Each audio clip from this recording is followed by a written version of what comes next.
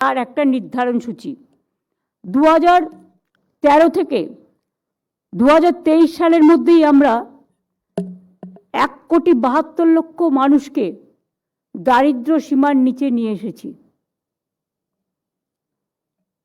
14 বছরে এই ওপরে নিয়ে এসেছি, যেটা দারিদ্র্য সীমার নিচে ছিল ওপরে নিয়ে এসেছি। প্লিজ এটা ব্যঙ্গ করে কেউ মিথ্যে ডিস্টর্ট করবেন না। আমি আগেরটা উইথড্র করছি অফিসিয়ালি, আর যদি কেউ করেন আমি কিন্তু আইনত অ্যাকশন নেব, কারণ অনেক সময় আমি দেখি উল্টোটা বলে দেয়।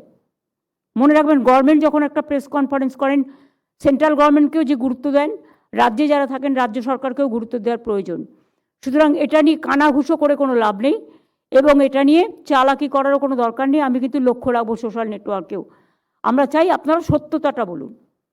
এটা হচ্ছে দারিদ্র সীমার বাইরে আনা হয়েছে, এক্স্যাক্ট ওয়ার্ডটা দারিদ্র সীমার থেকে বাইরে আনা হয়েছে, মানে তারা এখন দারিদ্র সীমার নিচে নেই।